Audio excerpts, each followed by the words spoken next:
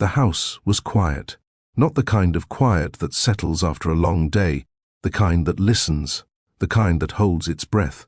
Outside, the suburban street sat perfectly still beneath a charcoal sky, porch lights throwing pale yellow circles on empty driveways. Inside, the only sound was the faint ticking of a clock on the hallway wall, counting seconds like a metronome for something no one had rehearsed. And pressed flat against the wall of a little girl's pink bedroom, behind a curtain of hanging blankets printed with cartoon clouds and smiling stars, stood Christopher Vale. Christopher Vale, the man whose face had been on the cover of Forbes 3 years running, the man who once closed a $4 billion merger over lunch, the man who could silence a boardroom simply by walking into one. That man, in a tailored suit now damp at the collar, an expensive watch glinting under a sliver of moonlight cutting through the curtain, was standing in a child's bedroom, chest heaving, hands trembling against the wall. The childish drawings taped above the desk should have been invisible to him at that moment. But they weren't. His eyes kept finding them, crayon figures in a row, a yellow sun, a green house with smoke curling from the chimney, one labelled in careful, uneven letters, "Me and Mummy and Daddy." Heavy footsteps thudded down the hallway, not one set, several, moving with the practiced rhythm of men who searched for a living, opening doors, checking corners, leaving nothing unchecked. Their voices carried through the thin walls. "Clear. Check the back. He's still in the house." Christopher pressed harder against the wall. He could feel his own pulse in his throat. He was about to shift, to move toward the window, to try something, anything, when a small hand shot out from under the bed and closed around his sleeve. He froze. He looked down. 2 dark eyes stared up at him from beneath the bed frame. A little girl, no older than 7, in a purple nightgown, clutching a stuffed rabbit in her free hand. She held one finger to her lips. Then she mouthed 2 words with absolute authority. "Get in." He obeyed. He didn't even question it. He folded himself behind the hanging blankets just as she rolled out from under the bed, smoothed her nightgown, climbed up onto the mattress, and opened a picture book across her lap. The door opened. 2 figures filled the frame. One of them swept the room with cold eyes. The other took a step forward. "Little girl, is anyone else in this room with you?" She looked up from her book with the unbothered expression of a child who had been interrupted from something far more important. "Just me and Mr. Buttons," she said, holding up the rabbit. A pause. One of the men scanned the curtains. Christopher stopped breathing entirely. "You see a man come through here?" She tilted her head. "A man?" Another pause. "Go back to sleep." The door closed. The footsteps moved on. For a long moment, neither of them moved. Then, slowly, Christopher exhaled. A shaking, soundless breath that seemed to empty him from the inside out. He stepped out from behind the blankets on unsteady legs and looked at the girl still sitting on the bed, picture book open, watching him with curious, unblinking eyes. She studied his face without a filter, without the politeness that teaches adults to look away from pain. "You look like the daddy in my picture," she said quietly, but with sad eyes. He didn't know what to say. He wasn't sure he could speak. "I'm Hannah," she said, as if that settled something.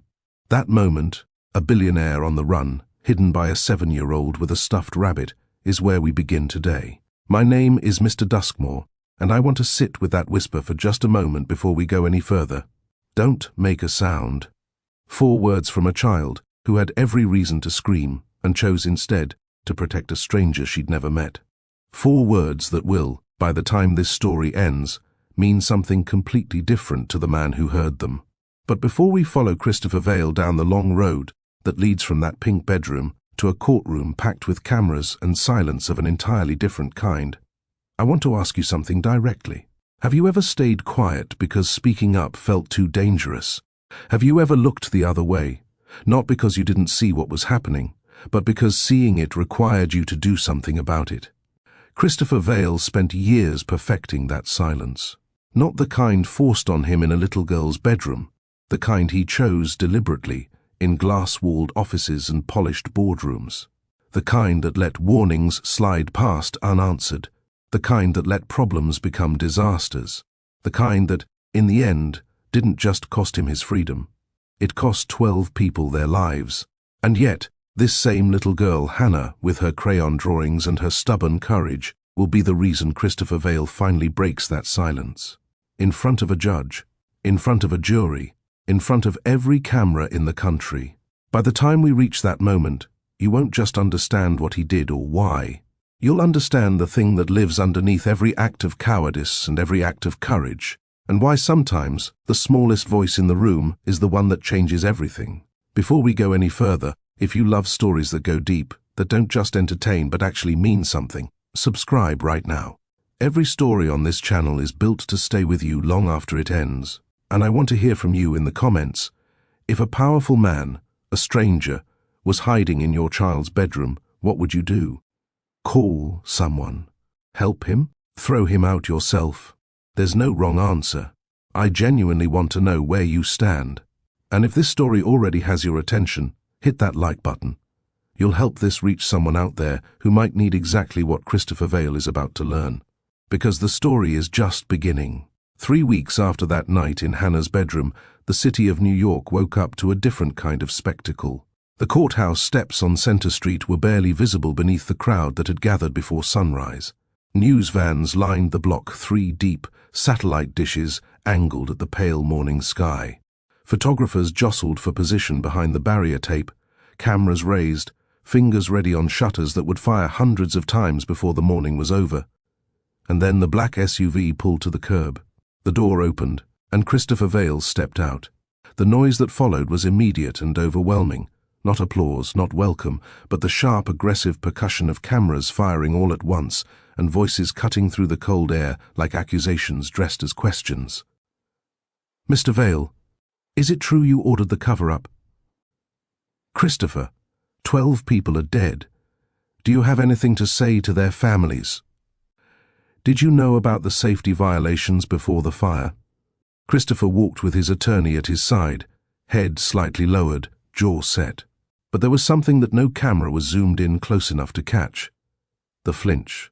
Small, barely there. A tightening around the eyes every time a shutter fired too close to his face. The kind of involuntary reaction a man develops when the world he once commanded has turned fully against him. This was a man who had once walked into rooms and made them go quiet simply by arriving. Now the noise followed him everywhere, and none of it was reverence. Inside, the courtroom had its own particular weight. The public gallery was packed. Media representatives filled the press section to capacity. Court officials moved with that specific quietness that comes not from calm, but from practiced procedure in the middle of chaos. And on the left side of the gallery, gathered in the rows closest to the front, sat the families. 12 workers had died in the Vale Industries warehouse fire 14 months ago. 12 people who had gone to work on an ordinary Tuesday and never came home.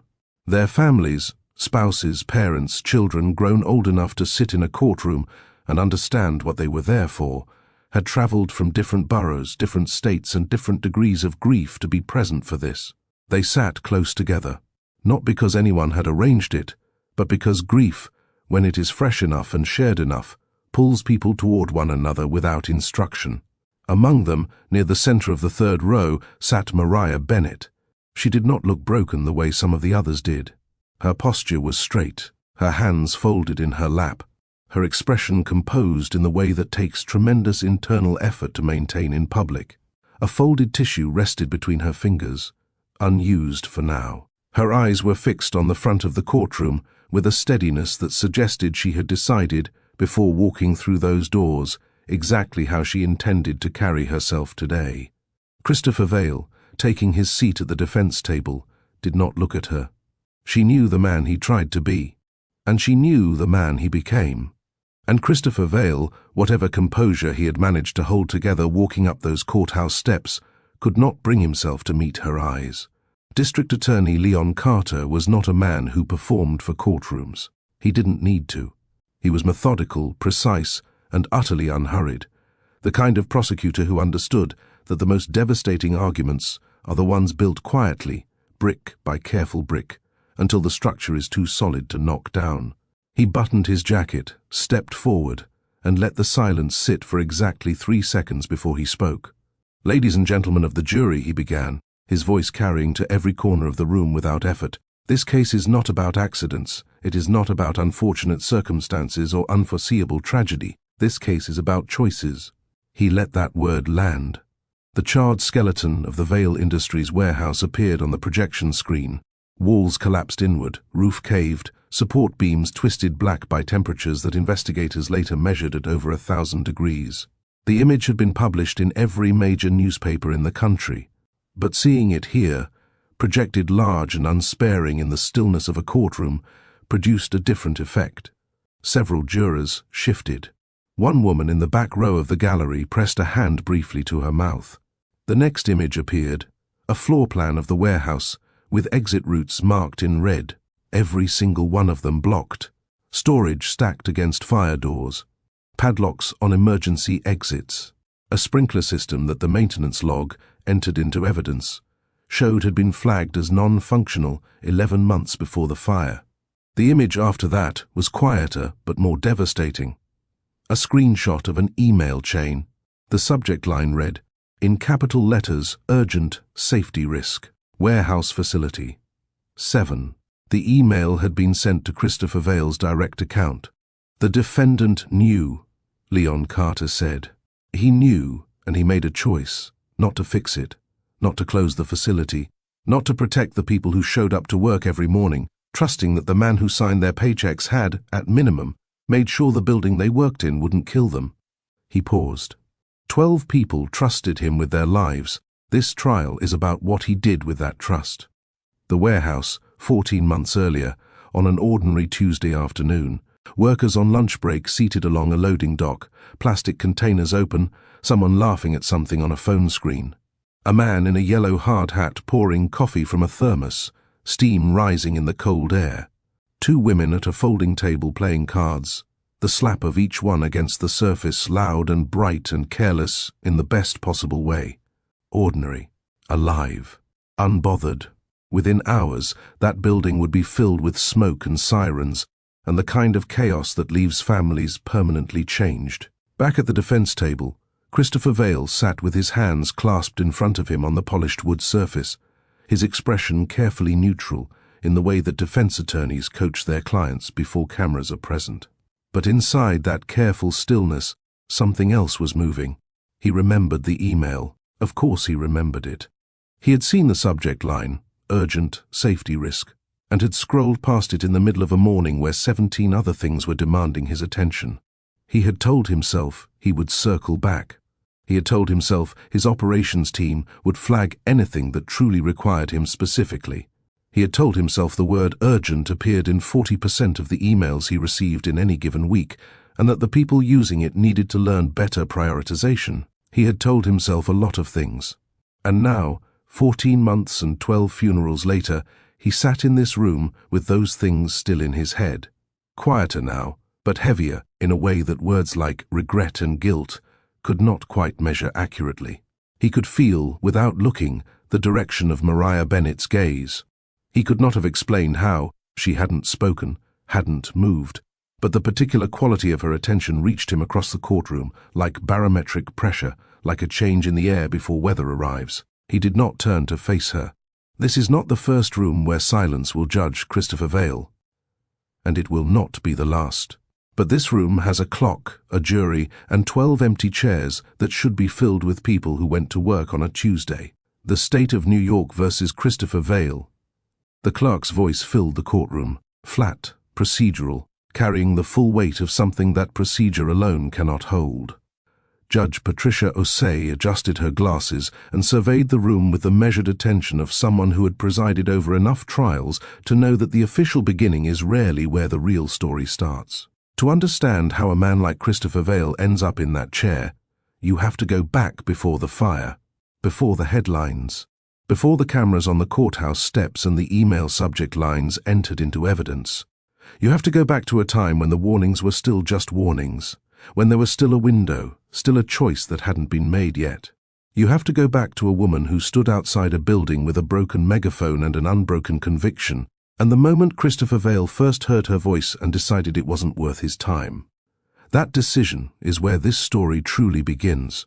7 years before the courtroom, 7 years before the fire, the headlines, the cameras on the courthouse steps. The parking lot outside Vale Industries' proposed warehouse facility 7 construction site, baked under a mid-August sun that had no interest in mercy. The asphalt radiated heat in visible waves. A crowd of roughly 60 people, residents, parents, 2 local pastors, a retired schoolteacher holding a hand-painted sign, had gathered along the chain-link fence separating the lot from the adjacent street. And standing on a plastic crate at the front of that crowd, holding a megaphone that had clearly seen better years, was Mariah Bennett. "You don't build a warehouse next to a playground." Her voice came through the megaphone in bursts, cutting in and out as the device struggled with a dying battery. "You don't put 18-wheelers on rotation 200 feet from a school crossing and call it community development." The crowd behind her responded, not with the rehearsed energy of a political rally, but with the raw agreement of people who lived on this street and walked their children past that fence every morning. From across the lot, in the back seat of a company SUV with the air conditioning running at full strength, Christopher Vale watched through tinted glass. His site manager was talking, something about adjusted timelines and permit windows, but Christopher wasn't really listening. His attention had moved to the woman on the crate. He wasn't annoyed, which surprised him. His legal team had briefed him on the protest group, described them as a nuisance, suggested he keep his distance and let the PR department handle the optics. Standard protocol.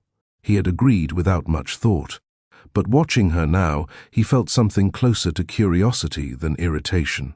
The megaphone gave out completely. One last crackle of static and then nothing. Dead.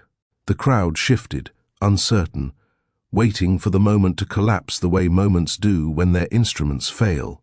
Mariah looked at the megaphone. Then she set it down on the crate beside her feet, straightened her back, and opened her mouth. And she shouted louder, not shrieking, projecting. The kind of voice that comes from the chest, from somewhere that doesn't need amplification because it was never relying on the machine to begin with. The crowd, caught off guard for a half-second, went quiet, and then rallied louder than before. Because there is something about watching someone lose their tools and refuse to lose their conviction that makes people want to stand behind them. In the SUV, Christopher Vale leaned slightly forward. When her tools failed, her conviction did not. And Christopher Vale, a man who had built an empire on recognizing things of value, recognized that. He didn't get out of the car that afternoon. That would come later. But when his site manager finished talking and asked whether they should proceed with the scheduled press walkthrough, Christopher said, "Get me the file on the protest group, not the legal summary, the actual documented concerns." The manager blinked. "Sir?" "The specific objections, what they're citing, data, if they have any." They had data. Mariah Bennett, community organizer, former urban planning graduate student, current full-time resident of the Millbrook neighborhood, had submitted a 43-page documented report to the city planning office 3 weeks prior. It cited traffic volume projections, air quality impact studies pulled from comparable warehouse developments in similar residential zones, proximity, measurements from the proposed loading dock to the nearest school crossing, and signed statements from 41 residents outlining their specific, non-generic concerns. Christopher read it on the drive back to his office. She wasn't against him personally. That was the first thing he understood. There was no language in the document that was theatrical or vindictive. She wasn't against development, wasn't against the company in principle. She was defending her neighborhood, and she had done it with the same rigor he expected from his own analysts. The second thing he understood was that she was right about the playground proximity. Not entirely. The project had genuine merit and the site had been legally cleared. But on that specific point, the distance was tighter than it should have been, and the traffic routing through the residential block at peak hours was a legitimate problem that his own team had smoothed over in the initial proposal. He circled those 2 sections in the margin. Then he made a call. The council meeting 3 weeks later was the kind of civic gathering that usually emptied out before the agenda was halfway through. But the Vale Industries item drew a full house. Residents on one side, company representatives on the other, Council members in the middle, looking like people who had not signed up for this level of energy when they ran for local office. By the end of the session, an agreement had been reached. The warehouse footprint would be shifted 40 meters east, away from the playground boundary. The traffic routing plan would be reworked to redirect heavy vehicle access through the industrial corridor on the south side of the block. A community oversight board, with actual authority, not just advisory status, would be established, and Mariah's report would be formally incorporated into the revised environmental impact assessment. It was not everything the protest group had asked for, but it was substantially more than they had expected to get. Mariah was in the hallway afterward, gathering her folders, when Christopher rounded the corner from the council chamber. He almost didn't stop. His attorney was already moving toward the exit, keys in hand. But something made him slow his pace. Miss Bennet. She looked up. She had seen him in the council chamber, of course. They had sat on opposite sides of the same table for 2 hours, but this was different. No council members between them. No formal record being kept. She straightened. Mr. Vale, your report was well researched. He said it simply, without the softening qualifiers people add when a compliment costs them something. The traffic study in particular, my team should have caught that. She studied him for a moment. They probably did catch it. He didn't respond to that. He extended his hand. She looked at it. A beat passed. Not hostile, but honest. She was weighing something, and she wasn't going to pretend otherwise. Then she took it. Brief, firm, meaningful in the specific way that small gestures become meaningful when the context around them is large enough. The oversight board needs real teeth, she said, releasing his hand. Not a committee that meets quarterly and gets ignored. Agreed, he said. She held his gaze for a moment longer, then picked up her folders and walked toward the exit. He watched her go. It was 11 seconds. He counted, though he would never have admitted it. 2 years after the council meeting, in a diner on the eastern edge of Millbrook that smelled permanently of coffee and something fried, Christopher Vale sat down across from Mariah Bennet and pretended it was an accident. It wasn't. He had known she worked late on Thursdays. He had known she favored the booth by the window when the back corner was taken.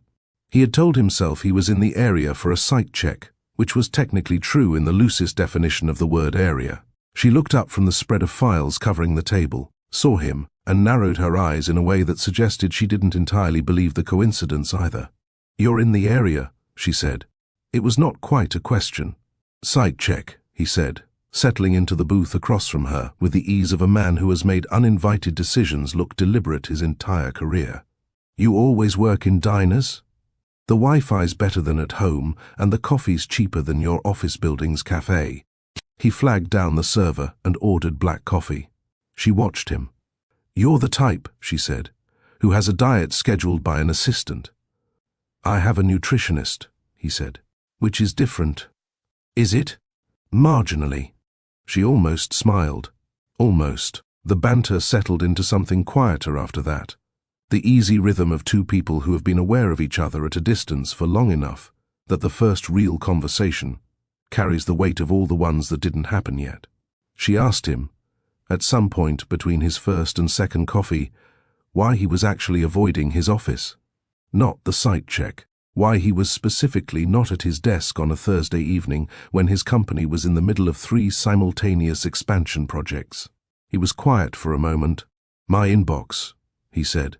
"What about it?" "There are things in it I don't want to deal with tonight." She set her pen down. "You know that not answering is still an answer." He looked at her. "Silence isn't neutral," she said. "It has weight. It has consequences. Sometimes not responding to something costs people more than a wrong response would have." He didn't argue. He sat with it, the kind of sitting with something that means it landed somewhere it wasn't supposed to land, somewhere a little too close to true.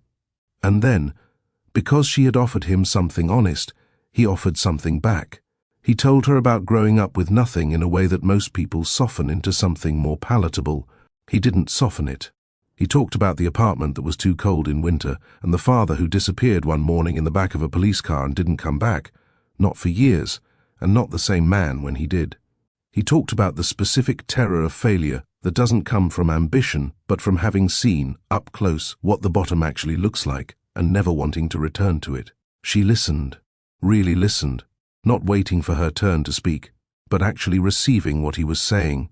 When he finished, she said, "That's not a reason to stop answering your emails. That's a reason to answer them differently." He looked at her across the diner table, files between them, coffee going cold, the window beside them fogged at the corners from the autumn air outside. "Just coffee," he said. "Next time, not a coincidence." She picked up her pen. "I'll think about it." She said yes 4 days later. What followed was not a courtship built on grand gestures, though Christopher Vale had the resources for all of them. It was built on Tuesday evenings and disagreements that lasted past midnight, and the particular closeness that develops between two people who fundamentally see the world differently, but respect each other enough to keep arguing about it. They debated zoning ethics over takeout containers spread across her living room floor, Mariah citing precedents and Christopher citing projections, until one of them conceded a point and the other pretended not to feel the small victory of it.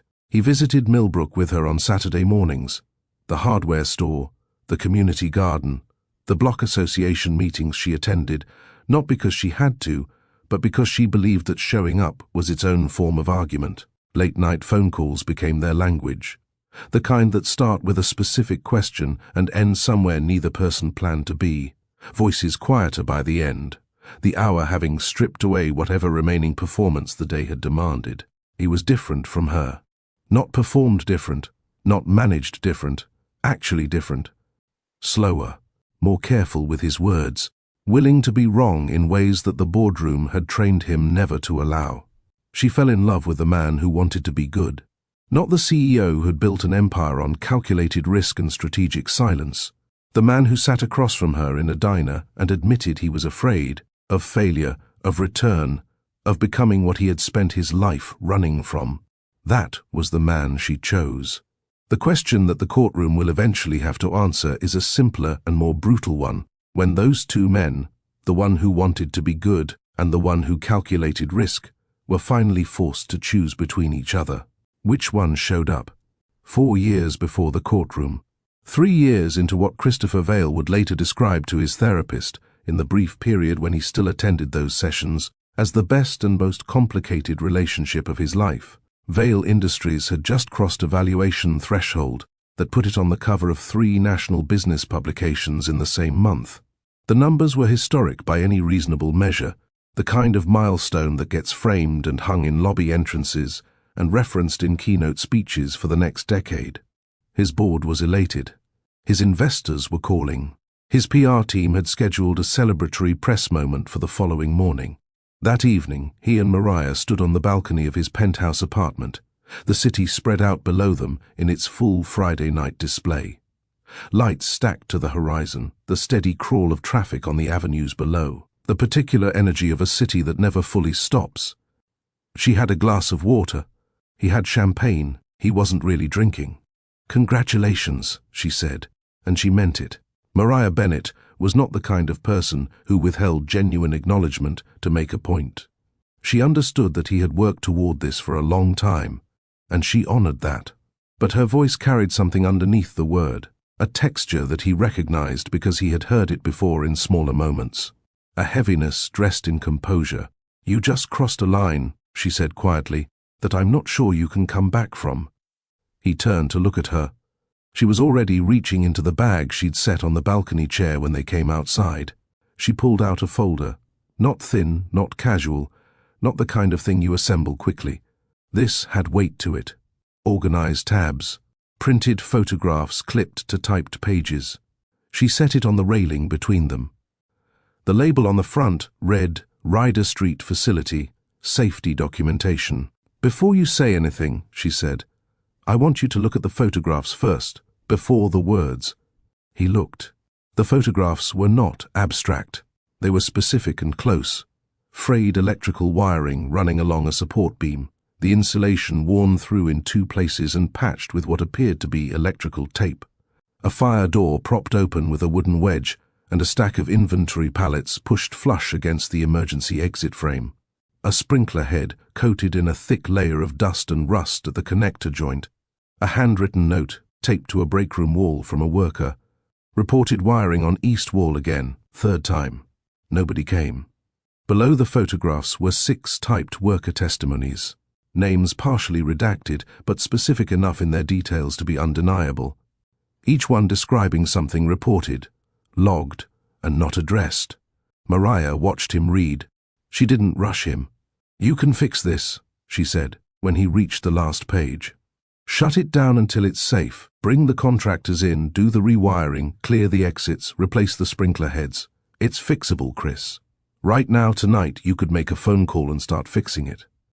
The city glittered below them, indifferent. He closed the folder. He didn't hand it back.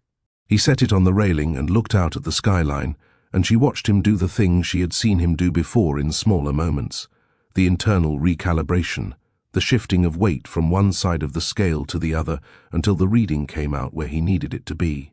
"We have dozens of sites," he said. His voice was measured, not cold, but managed. "If I halt operations every time a facility flags an issue, we're not running a company anymore. We're running an endless safety audit while our competitors take the contracts, the workers, and the market share." "That's not what I said," Mariah replied. "I said shut down this one. Fix these specific problems. And after this one, there'll be another report about another facility. I've seen this pattern." He stopped himself. "Our safety record is better than our 3 closest competitors, significantly better." "That is the least convincing argument you have ever made to me," she said, and her voice was still level, but the levelness was costing her something now. "Better than the worst options in the room is not a standard. That's the floor. You're using a floor as a ceiling." He turned to face her. "I know what happens when the paycheck stops, Mariah. I have lived that. I was a kid watching my father's absence turn our apartment into a place I was afraid to come home to. These workers, she said carefully, are currently employed in a building that could kill them." Silence. He looked back at the skyline. She let the silence sit for exactly as long as it needed to, before she spoke again. "I'm not asking you to choose between caring about workers and running a profitable company," she said. "I'm asking you why doing what's right has become harder for you to reach than doing what's defensible. Those are not the same thing, and somewhere in the last 2 years you've started treating them like they are." He didn't answer that directly, which was, she had learned, his answer. "I've watched you," she continued, and now there was something more personal in her voice, not accusation, but grief at a specific distance. "I've watched you in rooms where you knew the right thing and chose the comfortable thing instead, and I keep telling myself it's the pressure, it's the scale, it's the weight of what you're managing. But Chris..." She stopped, gathered herself. At some point, the man who wants to do better has to actually do better. Wanting it isn't enough. He turned to face her fully. "I'm not asking you to be perfect," she said. "I'm asking you not to be the man who stands in front of a camera after something terrible happens and says he didn't know, because you will know, you already know. I just handed you the file." Her voice dropped slightly on the last sentence, not softer but more direct. The way a warning sounds when the person giving it understands it may not be received. "I will not stand here and watch you become the man who apologizes after a tragedy on television," she said. "I will not be the person standing next to you at that press conference. I cannot be." The city below them continued its Friday night movement, entirely unconcerned. She picked up her bag. He watched her do it. He did not move toward her, did not reach for her arm, did not say the thing that might have changed the direction of the next 4 years. He stood at the railing with a folder between them and watched her gather herself with the quiet efficiency of someone who had made a decision before arriving and had simply needed the conversation to confirm it. "I love you," she said. It was not past tense. It was not angry. It was the most painful kind of true, present, clear, and insufficient. "But I can't love you into being someone you're refusing to become. That's not love. That's something else, and I won't do it to either of us." She left the folder on the railing. He didn't call after her.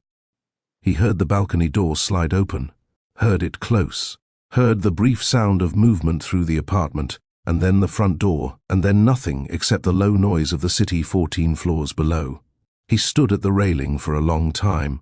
At some point he picked up the champagne glass and looked at it without drinking from it. At some point he picked up the folder and carried it inside. He set it on the kitchen counter and poured the champagne down the sink, and stood there in the quiet apartment that had, in the space of an hour, become considerably emptier than its square footage suggested. He did not call his operations manager that night. He did not make the call the following morning either. That night, he chose silence in love, the same way he had chosen it in business. He told himself both decisions were temporary, that there would be time to repair things, that the situation was manageable. He was very good at telling himself things. I want to ask you something, and I want you to actually think about it before you answer, even if only to yourself. If you loved someone, genuinely loved them, and their choices had the potential to hurt thousands of people, what would you do? Would you stay and keep fighting for the version of them you believed in? Or would you walk away, the way Mariah did, because your conscience wouldn't allow you to absorb their compromise as your own? There is no clean answer to that question. Mariah leaving was not abandonment, it was integrity. But integrity, exercised in isolation, does not always change the outcome.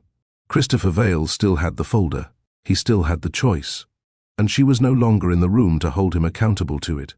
Leave your answer in the comments. What would you have done in Mariah's place? I read every single comment, and I want to know where you stand on this one. And if you believe, as I do, that a relationship should never survive at the cost of a person's conscience, hit that like button right now. Share this with someone who needs to hear this story. Subscribe if you haven't yet. Every story on this channel is built around questions like these, the ones that don't have easy answers but absolutely need to be asked. Christopher Vale told himself there would be time to fix things later. He told himself the Ryder Street facility was being monitored. He told himself the operations team would escalate anything that genuinely required his attention. He told himself that the systems he had built were robust enough to catch what he was choosing not to look at directly. He told himself that the silence he had chosen, in love, in business, in the gap between what he knew and what he acted on, was temporary. A pause, not a pattern. But danger does not wait for our convenience. It waits for our neglect. And 14 months before the courtroom, on an ordinary Tuesday morning, Warehouse Facility 7 stopped waiting. 14 months before the courtroom, an ordinary Tuesday, the Ryder Street warehouse operated on a schedule that didn't change much from week to week. Early shift arriving at 6, floor supervisors doing walkthroughs by 7. The loading bays active by 7:30, the rhythm of the place establishing itself the way it always did, without ceremony or particular awareness of itself. By 10:15, the morning break had settled into the break room with the usual noise, someone's phone playing music at low volume, 2 of the floor. Workers in the middle of an ongoing argument about a football game from the previous weekend that had apparently not yet been resolved to anyone's satisfaction. Someone had brought in a box of donuts. The box was nearly empty. Karen Liu, floor safety coordinator for Facility 7, was not in the break room. She was walking the east corridor, the third time she had walked it that week, with her clipboard held flat against her chest and her eyes moving the way the eyes of someone who is looking for something specific move, deliberately, systematically, not missing corners. She stopped at the power distribution panel along the east wall. 3 industrial power strips were running from a single junction point, each of them loaded, equipment charging, extension cables daisy-chained in the configuration that every safety manual in existence describes as a fire risk, and every under-resourced facility eventually develops because no one has approved the budget for proper fixed outlet installation. She wrote it down. She had written it down before. She moved to the emergency exit at the far end of the corridor. The door itself was functional. The handle turned, the hinges were intact. But flush against the outer frame, stacked to shoulder height, were 2 wooden pallets loaded with shrink-wrapped inventory that had been placed there sometime in the previous 48 hours, effectively narrowing the exit clearance to 18 inches. She wrote that down too. She looked up at the sprinkler head directly above the East Corridor junction, the same one that appeared in the photographs Mariah Bennett had assembled in her Ryder Street folder 4 years earlier. The connector joint was visibly corroded. The coverage head itself had a crust of accumulated dust and oxidation that suggested it had not been tested or serviced in a period of time that Karen's maintenance log, when she checked it later that morning, would confirm as 14 months. She went back to her desk and opened her email. She had sent variations of this message before, 6 times in the preceding 8 months, with escalating specificity each time. This one she wrote with the particular clarity of someone who has run out of softer language. Subject, urgent, East Corridor fire risk, facility, 7. We are 1 overloaded circuit away from a serious fire. The sprinkler coverage on the east wall has not been tested or serviced in over a year. Emergency exit C is currently blocked by pallets and cannot be cleared without a supervisor's authorization I have repeatedly requested and not received. I am formally documenting this for the 3rd time this quarter. I am requesting an immediate response. She sent it at 10:47 a.m. At 11:23 a.m., the East Corridor caught fire. It started the way most catastrophic things start, not with the scale of what it becomes, but with something almost dismissible. A machine on the east floor drew a surge of power through the overloaded circuit. The oldest of the 3 power strips, the one at the bottom of the stack, the one with the frayed connector, that Karen had photographed and logged, registered the surge as heat before it registered it as anything else. The insulation around the connector had been compromised long enough that the heat had somewhere immediate to go. The spark was small. The materials around it were not. Within 4 minutes, the East Corridor had fire on both walls. The alarm system activated, filling the warehouse with the particular urgency of something designed to be impossible to ignore. Workers moved toward the exits with the controlled urgency of people who have done fire drills and expected the procedures to work. The sprinklers on the East Corridor did not trigger correctly. 2 heads failed to activate, 1 activated at reduced pressure. The coverage was insufficient for a fire that was already moving faster than the response capacity of a compromised system. Emergency exit C, the nearest exit to the east floor, was blocked.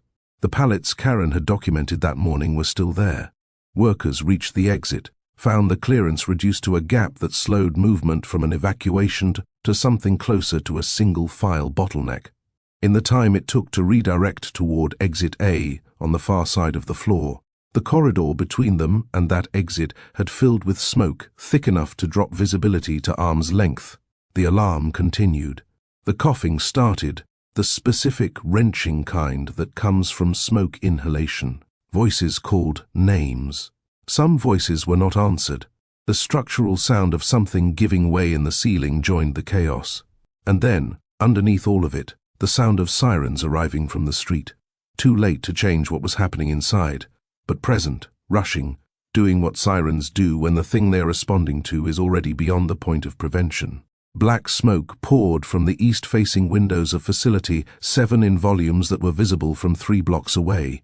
Some things do not need to be described in detail to be understood. 12. That number deserves its own space. Not rushed past, not softened, not qualified. 12 workers did not walk out of Facility 7 that Tuesday. Each one a specific person with a specific name and a specific set of people who would spend the rest of their lives measuring time as before and after. That evening, and for 3 evenings after, a vigil gathered at the corner of Ryder Street and Calloway Avenue. Candles in paper cups against the autumn wind, photographs held in gloved hands, children who didn't fully understand what had happened standing beside parents who understood it completely. A makeshift memorial of flowers and handwritten notes accumulated against the chain-link fence of the facility entrance until the city had to designate someone to manage it. News anchors delivered their reports with the particular cadence reserved for tragedies that have not yet fully resolved into narrative. Careful, factual, but pointed in a direction that was becoming increasingly clear with each broadcast. Questions are emerging tonight about ignored safety warnings at the Vale Industries facility on Ryder Street. Documents obtained by this network suggest multiple internal reports were filed in the months preceding the fire. Tonight, 12 families are asking the same question: who knew, and what did they do about it? The vigil candles bent in the wind but did not go out. 3 days after the fire, Karen Lou sat in a chair across from two investigators in a conference room that was not her own, her hands wrapped around a paper cup of coffee that had gone cold 20 minutes earlier, and that she had not drunk from since. She was not disheveled. She had not come apart publicly. But the particular stillness she carried, the stillness of someone who has been running on the adrenaline of guilt and grief and the terrible clarity of having been right about something, was visible to anyone paying attention. She answered every question directly. She described the emails, the dates, the specific language she had used, the escalating urgency of each successive message. She described the morning of the fire, the walk-through, the clipboard, the photographs she had taken on her phone, the email she had sent at 10:47 a.m. When the investigator asked her whether she believed her warnings had reached senior leadership, she was quiet for a moment. "I was told they had," she said. "I was told that the concerns had been escalated and that a decision had been made about timing." Those were the words used. A decision had been made about timing. "And who told you that?" "My direct supervisor, who told me it came from above him." She looked at the table. "I have an email," she said, "from 11 months before the fire. The subject line is about the safety report I'd submitted. The reply from my supervisor says—" She reached into the folder she had brought with her. She read it aloud, steadily. "The CEO doesn't want delays right now. Document your concerns and we'll revisit after Q3. The investigators wrote this down. Karen set the paper back in the folder with careful hands. "We never revisited," she said. Third quarter came and went. Christopher Vale watched the first news report from his office on the 42nd floor, standing in front of the mounted screen with his jacket still on, his phone already ringing with calls he had not yet decided to answer. His PR director arrived within minutes, followed shortly by 2 members of his legal team, followed by his chief operating officer, who had the look of someone who had spent the previous hour running worst-case scenarios and had not yet found a version of events he liked. They moved quickly. They spoke in the shorthand of people trained to manage information under pressure, controlling the narrative, limiting exposure, establishing a position that was defensible without being specific enough to be binding. A public statement was drafted. Christopher read it once. His lawyer adjusted 2 phrases. His PR director softened 1 sentence.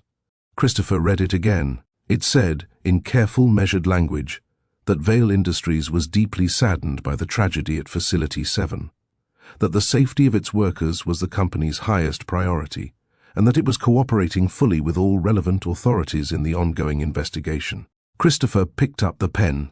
He thought about Karen Lou's email, the one he had never seen because it had arrived in his inbox at 10:47 a.m. on a Tuesday when 17 other things were demanding his attention, and because by the time he might have read it, the building it described was already on fire.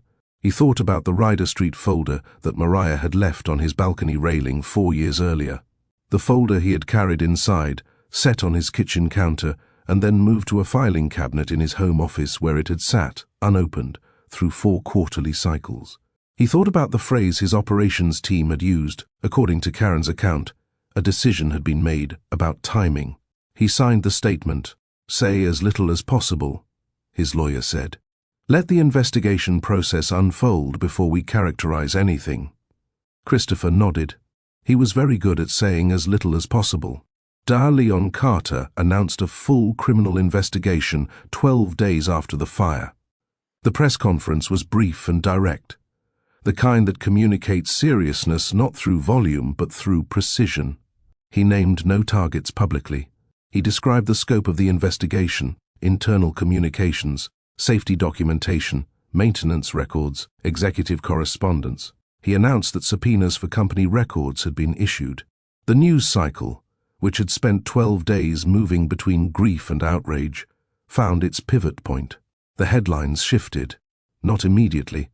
These things move in stages, each one narrowing the frame slightly. First, tragedy. Then, questions.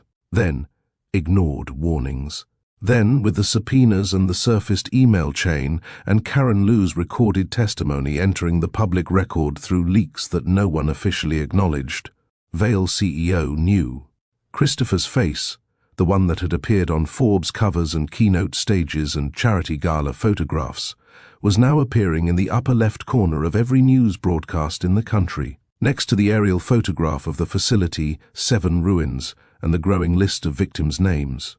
His stock price dropped 31% in 4 trading days. His board called an emergency session.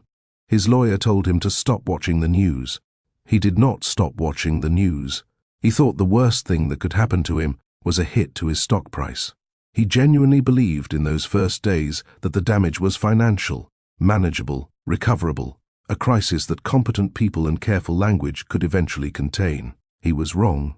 The worst thing was not the headlines. It was not the subpoenas or the board session or the 31% drop in 4 days. The worst thing was the moment, and it came because it always comes, when he stopped being able to look at the vigil photographs without doing the arithmetic. 12 people.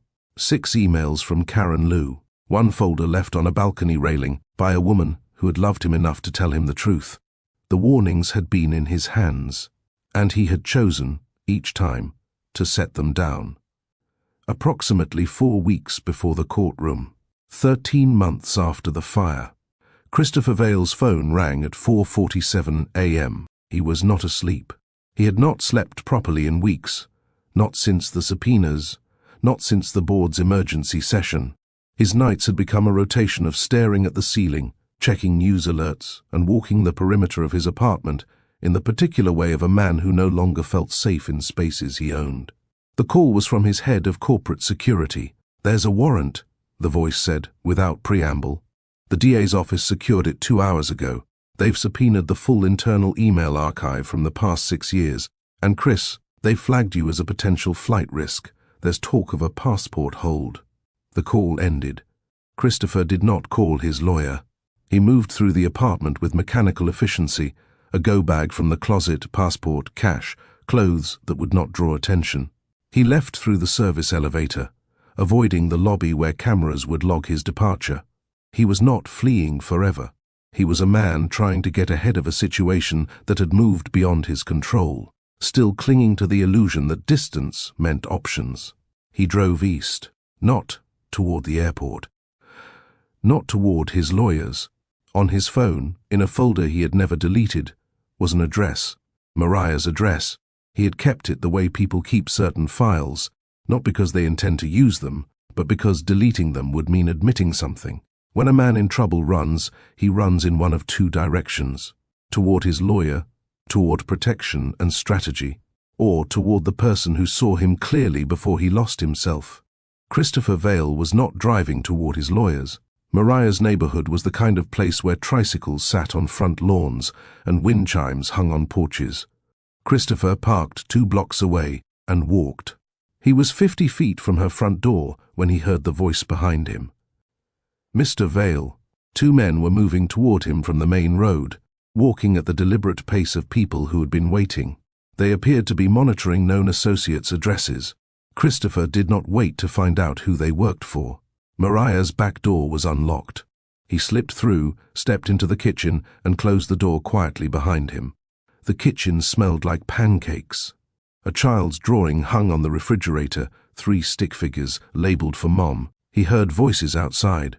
The men were not leaving. He moved down the hallway, past a framed photograph of Mariah laughing on a beach, until he reached a door casting soft pink light across the carpet. Inside was a child's room. Stuffed animals, glitter pens, a bedspread printed with clouds and stars, and on the wall a drawing of 3 stick figures labeled "Me and Mummy and Daddy." Footsteps in the hallway, heavy, deliberate. "Mr. Vale, we just need to talk to you." A small hand shot out from under the bed and closed around his wrist. 2 wide eyes stared up at him, a little girl in a purple nightgown clutching a stuffed rabbit. She mouthed the words with absolute clarity. "Don't make a sound. They never look in here." She yanked him behind the hanging blankets. Then she rolled out, climbed onto the bed, and opened a picture book just as the door swung open. "Little girl, is your mom home?" "Mama's at work. We're looking for a man. Have you seen anyone?" She tilted her head. "Mama's suit friends live in her computer. They don't come to the house. That would be silly. The men scanned the room.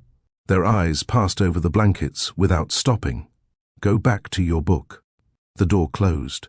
The footsteps moved on. Christopher exhaled, shaking, soundless. The girl watched him with curious eyes. Thank you, Christopher said. His voice was quieter than he intended. The girl studied him without a filter.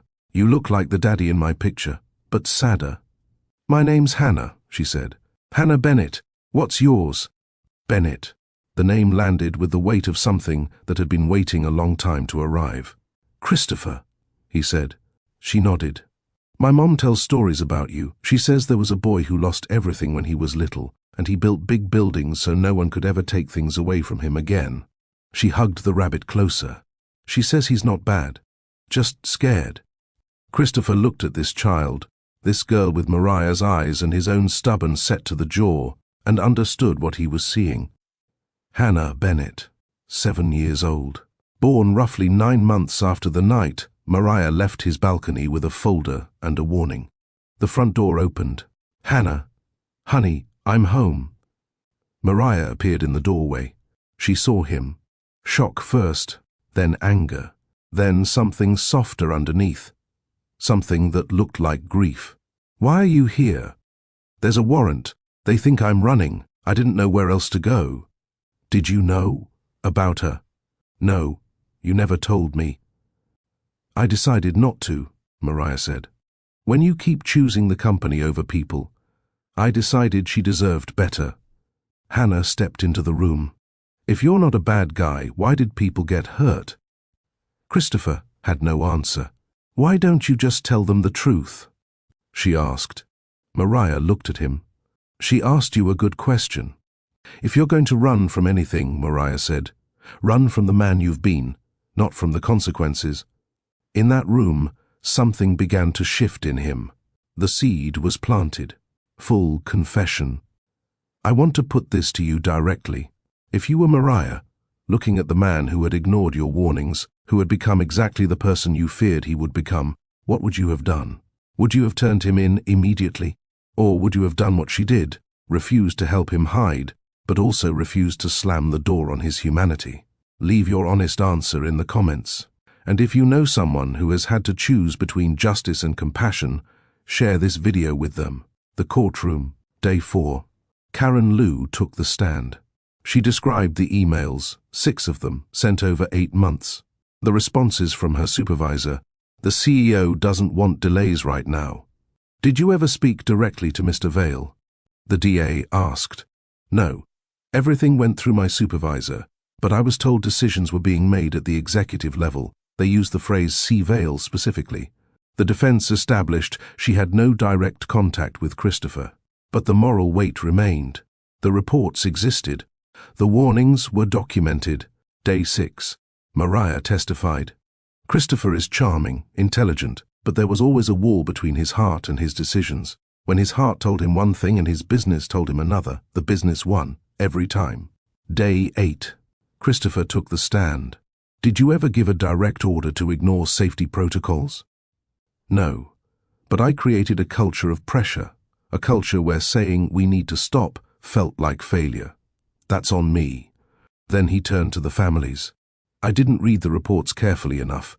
I hid behind systems designed to insulate me from accountability. I told myself we were better than most, and 12 people paid for that. He paused. A few months ago I was hiding in a little girl's bedroom. She asked me a question I couldn't answer. She said, "Why don't you just tell them the truth?" He looked at the jury. I am responsible. That little girl is my daughter. Her name is Hannah. I didn't know she existed until that day. Her mother chose not to tell me because she saw the man I was becoming and decided Hannah deserved better. She was right. A murmur rippled through the courtroom. The jury deliberated for 11 hours. Guilty of corporate manslaughter through criminal negligence. 3 years in prison. Mandatory restitution. A safety training center to be named in honor of the 12 victims. As Christopher was led from the courtroom, one of the victims' sons approached him. I still hate you. I'm going to hate you for a long time. But thank you for not lying. Thank you for not making us sit through a trial where you pretended you didn't know. In the hallway, Karen Lou approached Christopher's attorney with a business card. "When he's ready, I'd like to help with the safety programs, the training center, whatever he's building. I want to be part of it." Accountability is not the same as redemption, but it is the door through which redemption becomes possible.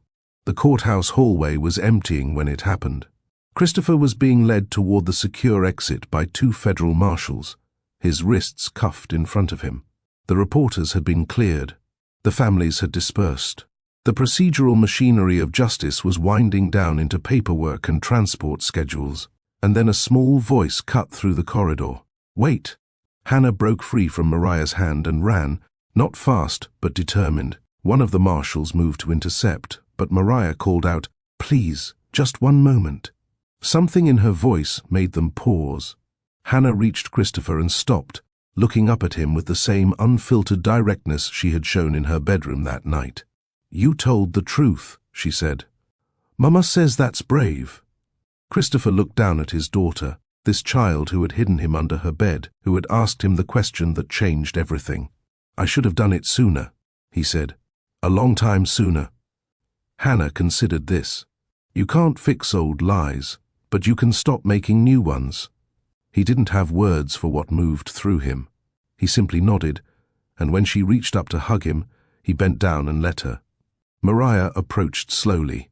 She did not reach for him. She did not offer comfort or absolution. "I don't expect forgiveness," Christopher said. "I don't know if I can forgive you," she said. "Not yet, maybe not ever, but I don't want Hannah to grow up believing people can't change." She paused. "One step at a time, that's all I can offer." It was not reconciliation. It was not a promise, but it was a door left slightly open. "One step at a time," he repeated. The marshals indicated it was time to move. Hannah stepped back, her small hand finding her mother's again. "Next time," she said, "don't hide, just knock." The words landed with the weight of something that would stay with him through the years ahead. A child's instruction, simple and complete. Stop hiding from the truth. Face it directly. He nodded once. Then the marshals led him away. Wealth cannot buy back a life, and it cannot erase cowardice. Power is not measured by how many people you can silence. It is measured by whether you will speak the truth when speaking. It costs you the most. And silence, the kind Christopher chose in boardrooms and balconies, and beside emails marked urgent, is not neutral. Silence is also a choice. And like every choice, it carries consequences. But this story is not only about Christopher Vale. It is about every person who has, at some point, chosen to look away when looking directly would have required them to act. Where in your life are you hiding in the dark, hoping not to be found? At work? In a relationship? In your own conscience? Hannah's instruction was simple. Don't hide. Just knock. Face the door you've been avoiding. Speak the truth you've been holding back. Choose people over profit, honesty over convenience, responsibility over excuse. Before you leave, I want to ask you something directly. What's one area of your life where you've been hiding instead of knocking? One truth you've been avoiding? One conversation you know you need to have. You don't have to share details. A single word is enough. Just naming it, even to yourself, is the first step toward facing it. If this story moved you, hit that like button. Share it with someone who might need to hear what Hannah taught Christopher Vale today. And subscribe if you haven't already. Every story on this channel is built to stay with you, to ask the questions that matter, to remind you that the choices you make in silence have consequences in the light. And before I go, I want to tell you that this is not the only story I have to share. Next time we'll meet someone very different. A woman who had everything the world says you should want, and gave it all away for a reason no one expected. Her story will challenge what you think you know about sacrifice, about success, and about what it really means to win. Until then, thank you for listening. Thank you for staying to the end. And remember, the door you've been avoiding is still there. Don't hide. Just knock.